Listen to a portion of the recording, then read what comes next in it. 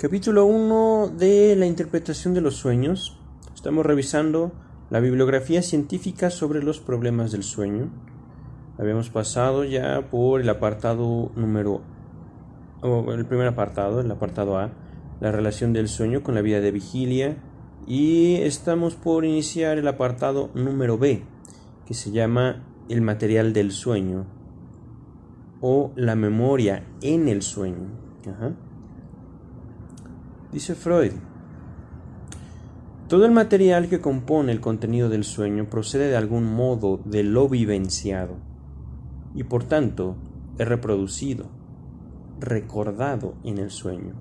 Eso, al menos, puede considerarse un conocimiento incuestionado, pero sería erróneo suponer que ese nexo del contenido del sueño con la vida de vigilia se obtendrá sin trabajo, como un resultado evidente, tan pronto como se emprenda la comparación.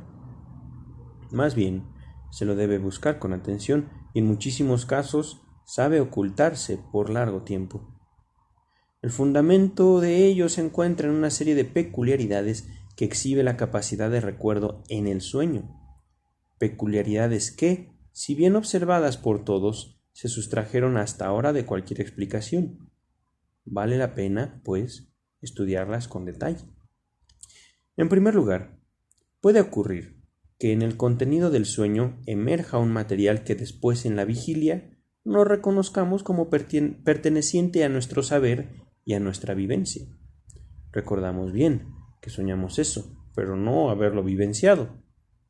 Quedamos a oscuras acerca de la fuente en que pudo nutrirse el sueño, y ahondamos en creer en una actividad productora autónoma de éste, hasta que, a menudo después de largo tiempo, una nueva vivencia nos devuelve el recuerdo que habíamos perdido de la vivencia primera. Y así descubrimos la fuente del sueño. Entonces, debemos confesar que en el sueño supimos y recordamos algo que se sustraía de nuestra capacidad de recuerdo en la vigilia. Un ejemplo de este tipo, particularmente notable, es el que nos da Delboff en 1885, tomado de su propia experiencia onírica. Vio en sueños en el patio de su casa cubierto de nieve y encontró dos pequeñas lagartijas medio congeladas y sepultadas bajo la nieve. Como amigo de los animales que era, las recogió, les procuró calor y las devolvió a un pequeño agujero de la pared apropiado para ellas. Además les puso allí unas hojas de un pequeño helecho que crecía en la pared y del cual él sabía que gustaban mucho. En el sueño conocía el nombre de la planta: Asplenium rutamuralis. El sueño prosiguió después, y luego de una divagación volvió a las lagartijas. Delboff, para su asombro, vio entonces dos nuevos animalitos que se habían puesto a comer los restos del helecho. Levantó la vista y vio una quinta y sexta lagartijas que se dirigían al agujero de la pared, y por fin toda la calle se cubrió de una procesión de lagartijas que iban en esa misma dirección, etc. Delboff, en la vigilia, conocía muy pocos nombres latinos de plantas, y entre estos no había ningún Asplenium. Para su gran asombro debió convencerse de que existía realmente un helecho de ese nombre. Asplenium rutamuraria era su designación correcta, que el sueño había desfigurado un tanto. No podía pensarse en una coincidencia casual, pero para Delboff siguió siendo un enigma de dónde pudo haber sacado en el sueño el conocimiento del nombre Asplenium. El sueño había ocurrido en 1862. 16 años después descubrió el filósofo, en casa de uno de sus amigos, donde se encontraba de visita, un pequeño álbum de flores secas, como esos que en muchos cantones de Suiza suelen venderse a los extranjeros a modo de souvenirs. Un recuerdo afloró en él. Abrió el herbario, halló el Asplenium de su sueño y reconoció su propia letra en el nombre latino escrito allí. Ahora podría establecerse el nexo. una hermana de ese amigo, en viaje de bodas, habría visitado a Delbuf en 1860, 2 años antes del sueño de las lagartijas. Llevaba entonces consigo ese álbum y destinaba a su hermano y a Delbuf, y Delbuf se tomó el trabajo de inscribir al dictado de un botánico el nombre latino debajo de cada una de las plantitas. El favor del azar, que tanto valor presta a este ejemplo, permitió a Delbuf referir todavía otra parte del contenido de ese sueño a su fuente olvidada. Un día de 1877 le cayó en las manos un viejo volumen de una revista ilustrada en que vio una figura con la misma procesión de lagartijas que había soñado en 1862. El volumen era de 1861 y Delbuf recordó de pronto que en la época de su publicación él era suscriptor de la revista. Que el sueño disponga de recuerdos que son inasequibles durante la vigilia es un hecho tan asombroso que su importancia teórica es tanta que llamaré más la atención sobre ello, comunicando todavía otros sueños hipermnésicos. Cuenta Maury en 1878 que en cierta época solía frecuentarlo durante el día la palabra Musidán. Él sabía que era el nombre de una ciudad francesa, pero nada más. Una noche soñó que conversaba con cierta persona que le dijo venir de Musidán. Preguntóle dónde quedaba esa ciudad y la respuesta fue que Musidán era cabecera del distrito del Département de la Dordogne.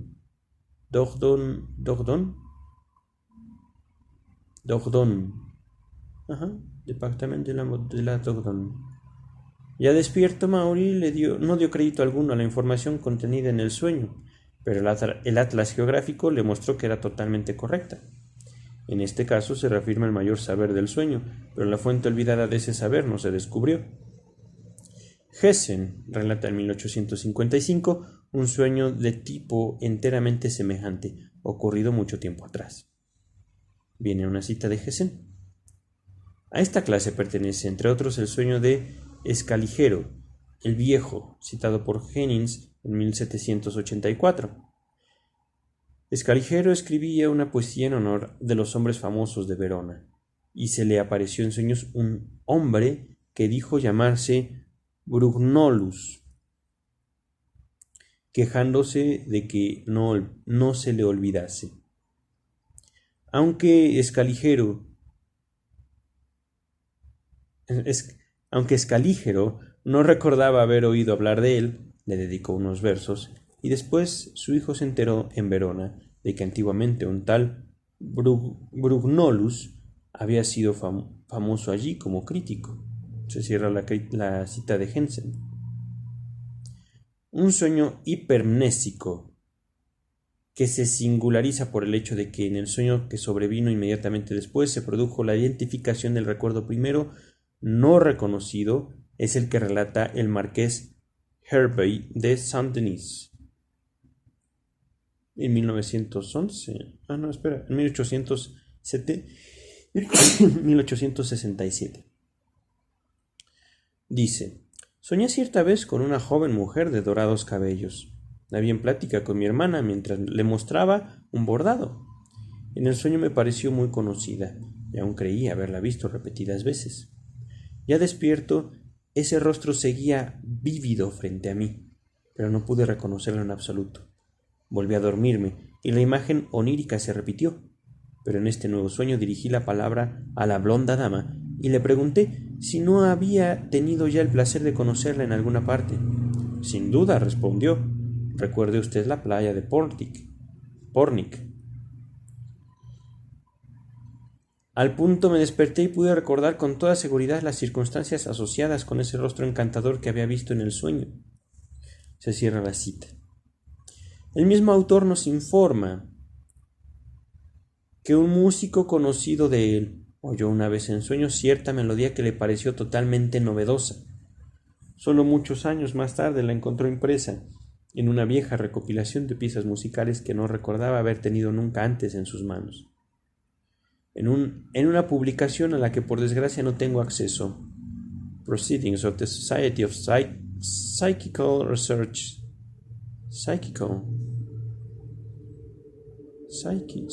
Ajá. Myers en 1892 ha reunido toda una serie de tales sueños hipermnésicos. En mi opinión, cualquiera que se ocupe de sueños tiene que reconocer como fenómeno muy habitual que el sueño acredita conocimientos y recuerdos que en vigilia no se cree poseer. En mis trabajos psicoanalíticos con neuróticos, de los que después informaré, cada semana tengo varias veces la ocasión de demostrar a mis pacientes, por sus sueños, que ellos conocen muy bien citas, palabras obscenas, etc., y se sirven de ellas en sueños, aunque las hayan olvidado en la vida de vigilia. Comunicaré aún otro caso, inocente, de hipermnesia onírica, porque aquí es muy fácil descubrir la fuente de donde el sueño extrajo el conocimiento a que sólo él tenía el acceso. Un paciente soñó, dentro de una trama más larga, que pedía un café en una Kontusovka. Y después de relatarlo, preguntó qué sería eso. Nunca había oído semejante nombre. Pude responderle que la Kontusovka era un aguardiente polaco que él no podía haber inventado en el sueño, puesto que yo lo conocía desde hace mucho tiempo, por los carteles en que se lo anunciaba. Nuestro hombre no quiso primero dar crédito a lo que le decía. Algunos días después, y luego de haber convertido en realidad en un café lo que soñó, reparó en este nombre escrito en un cartel, y por cierto, en una esquina por la que desde hacía meses debía pasar al menos 2 veces al día. En mis propios sueños, he experimentado cuánto dependemos del azar en el descubrimiento del origen de elementos oníricos singulares. Así, antes de concebir este libro, durante años me persiguió la imagen de un campanario de iglesia de forma muy simple. Yo no podía recordar si lo había visto. De pronto lo reconocí, y con total seguridad, en una pequeña estación situada entre Salzburgo y Reichenhall.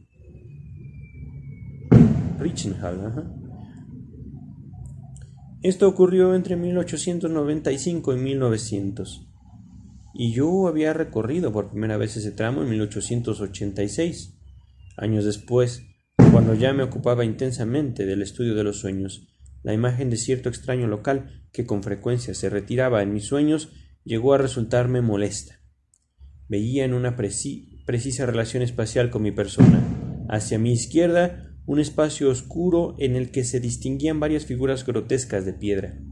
Una sombra de recuerdo, a la que no quería dar crédito, me decía que era la entrada de una cervecería, pero no podía explicarme ni el significado de esa imagen onírica ni la fuente de la que provenía. En 1907 viajé por casualidad a Padua, donde lamentaba no haber podido regresar desde 1895.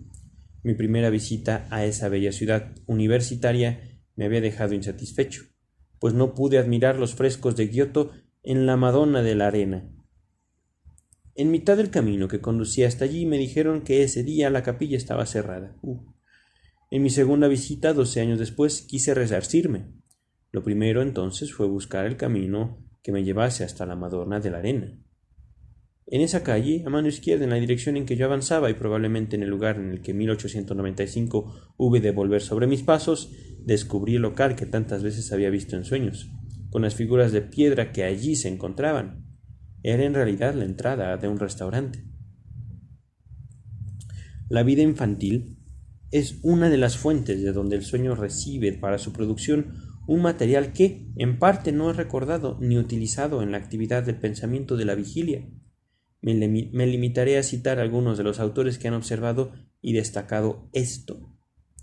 Hildebrandt, en 1875, dice: expresamente se admitió que, ya que el sueño trae de regreso al alma, con una capacidad de reproducción maravillosa, hechos archivados y aún olvidados de tiempo muy remoto.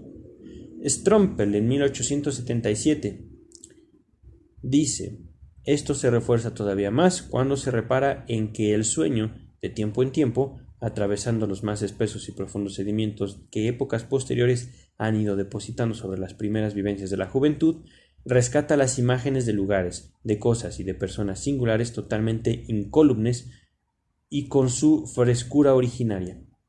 Y esto no se limita a aquellas impresiones que en su origen alcanzaron conciencia vívida o se asociaron con fuertes valores psíquicos y que reaparecen después en el sueño como recuerdos genuinos que serán motivo de gozo para la conciencia de vigilia.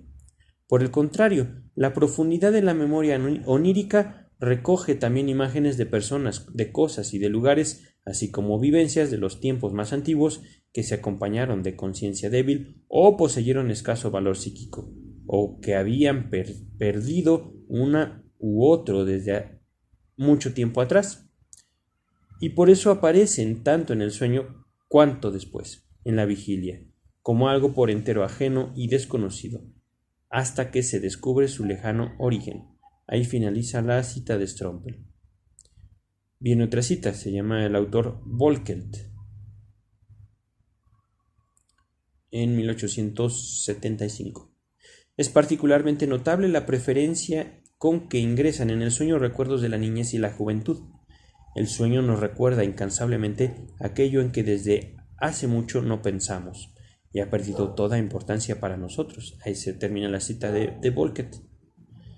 El dominio del sueño, continúa Freud, el dominio del sueño sobre el material infantil que, como es sabido, en buena parte desaparece en las lagunas de la capacidad de recuerdo consciente, origina interesantes sueños hipermnésicos, de los que comunicaré algunos ejemplos. Maury cuenta en 1878 que en su niñez viajaba a menudo desde Meux, su ciudad natal, hasta Trilport, situado no muy lejos, donde su padre dirigía la construcción de un puente. Cierta noche un sueño lo trasladó a Trilport y lo hizo jugar de nuevo en las calles de la ciudad. Un hombre se le acercó, llevaba una especie de uniforme. Maury le preguntó su nombre. Él se presentó, dijo llamarse C, y era el guardián del puente. Una vez despierto y dudando todavía de la realidad de ese recuerdo, Maury preguntó a una vieja servidora que lo acompañaba desde su infancia si podía recordar una persona de ese nombre. Claro que sí, dice ella. Era el guardián del puente que su padre de usted construyó por entonces. Mira. Un ejemplo igualmente bello, que confirma la seguridad de los recuerdos de infancia que afloran en el sueño, nos relata Maury, de un señor F, cuya niñez había transcurrido en Montbrison.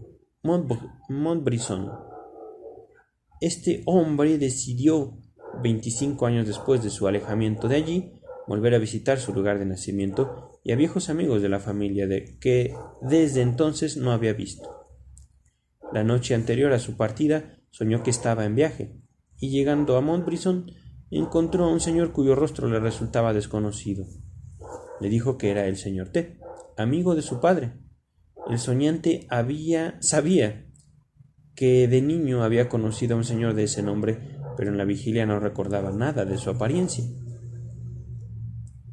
Días después llegó en realidad a Montbrison, reencontró el lugar del sueño que le había parecido desconocido y a un señor a quien al punto reconoció al señor T del sueño.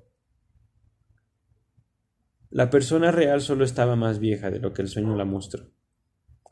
Puedo relatar aquí un sueño que yo mismo tuve, en que una relación sustituía a la impresión por recordar. Vi a una persona de la que supe en el sueño que era el médico de mi casa paterna. Su rostro no era nítido, sino que se confundía con la imagen de uno de mis profesores de la escuela secundaria, a quien todavía hoy recuerdo a veces. No pude descubrir después, en la vigilia, la relación que enlazaba a esas dos personas. Pero cuando pregunté a mi madre por el médico de los primeros años de mi infancia, me enteré de que él era tuerto, y tuerto es también el profesor cuya persona se había superpuesto a la del médico en el sueño. Hacía 38 años que no veía al médico y hasta donde yo sé, nunca había pensado despierto en él, aunque una cicatriz que conservo en la barbilla había podido recordarme su intervención. Como si fuera para reequilibrar el excesivo papel que los recuerdos infantiles desempeñan en la vida onírica, muchos autores afirman que en la mayoría de los sueños pueden señalarse elementos de los días más recientes. Robert, en 1886, llega a decir que, en general, el sueño normal solo se ocupa de las impresiones de los días anteriores. Es verdad que, como hemos de verlo, la teoría del sueño construida por Robert exige imperiosamente relegar las impresiones más antiguas y privilegiar las más recientes. Pero el hecho que Robert indica es cierto, según puedo asegurarlo por mis propias investigaciones. Un autor norteamericano, Nelson, en 1888, cree que con la máxima frecuencia se emplean en el sueño impresiones del día anterior o de 2 días atrás, como si las impresiones del día que precedió inmediatamente al del sueño no se hubieran extinguido o archivado en grado suficiente. A muchos autores que no pretenden poner en duda el íntimo nexo del contenido del sueño con la vida de vigilia, les ha llamado la atención que impresiones de las que el pensamiento despierto se ocupa con intensidad solo afloren en el sueño cuando el trabajo mental diurno las ha esforzado a apartarse de algún modo. Por regla general, con un deudo fallecido no se sueña al principio, mientras el duelo ocupa por entero a los sobrevivientes. Ahora bien, una de las últimas observadoras, Miss Hallam, ha reunido también ejemplos de la conducta contraria, y en este punto sostiene el imperio de la individualidad psicológica.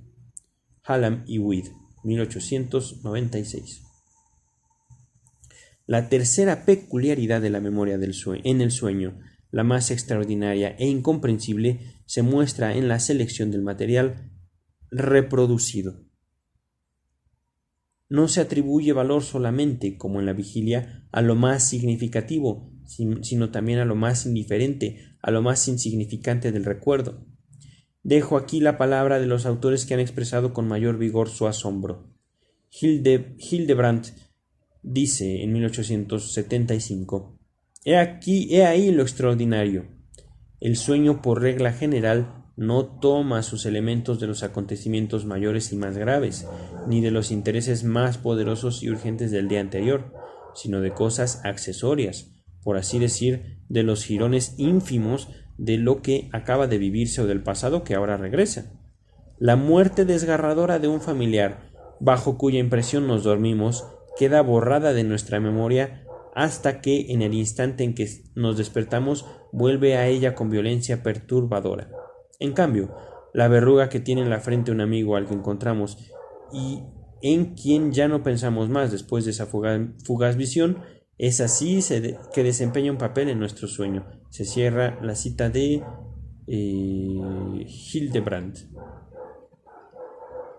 Strompel, en 1877, dice: esos casos en que la descomposición de un sueño descubre elementos que en efecto provienen de las vivencias del día anterior o del que precedió a este, pero tan insignificantes o nimios para la conciencia de vigilia que muy poco tiempo después de vivenciados se los relegó al olvido, esas vivencias son, por ejemplo, frases oídas por casualidad o acciones de otros en que se ha reparado superficialmente, percepciones muy fugaces de cosas o personas, pequeñísimos fragmentos de una lectura, etc. Se cierra la cita de Strompel. Havelock Ellis, en 1899. The profound emotion of awakened life, the question and problems of which we spread of chief voluntary mental energy, are not those which usually present themselves at once to dream consciousness. It is, so far as the immediate past is concerned, mostly the trifling, the incidental, the forgotten impressions of daily life which reappear in our dreams. The psychic activities that are awake most intensely are those that sleep most profoundly. Traducido. Las profundas emociones de la vida de vigilia, las cuestiones y problemas en que desplegamos nuestra mayor energía mental voluntaria, no son las que suelen presentarse en forma inmediata a la conciencia del sueño. En lo que se refiere al pasado más próximo, las impresiones de la vida cotidiana que reaparecen en nuestros sueños son sobre todo las insignificantes, las incidentales, las olvidadas. Las actividades psíquicas más intensamente despiertas son las que duermen más profundamente. Se cierra la cita de Havelock Ellis. Beans, en 1878, toma precisamente estas peculiaridades de la memoria en el sueño como motivo para expresar su insatisfacción con las implicaciones que él mismo ha propuesto para el soñar. Viene la cita de Beans. Y el sueño natural nos plantea cuestiones parecidas. ¿Por qué no soñamos siempre con las impresiones némicas del día anterior, sino que a menudo nos sumergimos sin motivo discernible en un pasado que hemos dejado muy atrás, casi extinguido? Porque en el sueño la conciencia recibe tantas veces la impresión de imágenes némicas indiferentes, mientras que las células cerebrales permanecen casi siempre inmóviles y mudas allí donde contienen las huellas más excitables de lo vivido, y por más que una fuerte revivencia las haya excitado poco antes de la vigilia. Se cierra la cita de Vince. Continúa Freud. Con facilidad se comprende que esa singular predilección de la memoria onírica por lo indiferente y en consecuencia inadvertido en las vivencias diurnas debía llevar a que más de las veces se desconociese la dependencia del sueño respecto de la vida diurna y después a dificultar al menos su comprobación en cada caso singular. Así fue posible que a Miss Wheaton Calkins,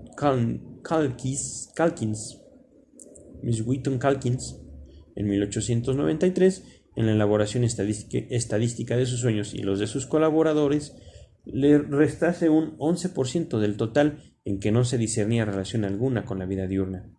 Sin duda, Hildebrandt tiene razón cuando afirma, en 1875, que podríamos explicar genéticamente todas las imágenes oníricas siempre que dedicásemos, en cada caso, el tiempo y las búsquedas suficientes para pesquisar su origen. Llama a esto, entre comillas, un trabajo en extremo penoso e improbo. En efecto, casi siempre nos llevaría a perseguir toda clase de cosas enteramente desprovistas de valor psíquico por los rincones más recónditos de la memoria, toda clase de aspectos indiferentes de un tiempo ha mucho transcurrido, que deberíamos desenterrar del olvido en que lo sepultó quizá la hora siguiente. Se cierra la cita de Hildebrandt. Pero yo debo lamentar que este penetrante autor se abstuviese de seguir ese camino cuyo comienzo era tan poco brillante, pues le habría llevado directamente al centro de la explicación de los sueños. La conducta de la memoria en el sueño tiene sin duda la máxima importancia para cualquier teoría de la memoria en general. Enseña que, entre comillas, nada de lo que hemos poseído alguna vez en el espíritu puede perderse del todo.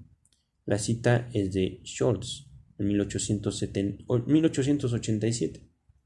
O como expresa Delboeuf, que toute impression, même la plus insignificante, laisse une trace inalterable indéfiniment susceptible de la repetir au jour. Traducido, que toda impresión, aun la más insignificante, deja una huella inalterable, indefinidamente susceptible de salir a la luz nuevamente. Au jour. Conclusión esta sugerida también por muchas manifestaciones patológicas de la vida psíquica. Ahora bien, téngase presente esta extraordinaria capacidad de rendimiento de la memoria en el sueño y se percibirá con nitidez la contradicción en que incurren ciertas teorías que hemos de considerar más adelante, cuando pretenden explicar el carácter absurdo e incoherente de los sueños por un olvido parcial de lo que nos es familiar durante el día. Quizá podría ocurrírsenos reducir el fenómeno del sueño en su totalidad al del recuerdo y ver en el sueño una exteriorización de una actividad reproductora que no descansa ni siquiera durante la noche y que sería un fin en sí misma. Comunicaciones como las de Pils en 1899 corroborarían esto. Según él, pueden señalarse relaciones fijas entre el momento en el que se sueña y el contenido de los sueños. Así, en el dormir profundo se reproducen impresiones de los tiempos más alejados, pero hacia la mañana impresiones recientes. No obstante, esa concepción parece de antemano muy improbable debido al modo en que el sueño procede con el material por recordar. Stromper, en 1877, observa sobre esto con acierto que en el sueño no encontramos la repetición de acontecimientos vividos.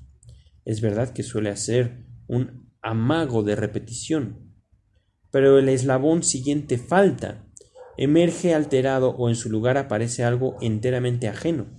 El sueño solo trae fragmentos de reproducciones, y esta es sin duda la regla. Al punto tal, pueden basarse en ella conclusiones teóricas.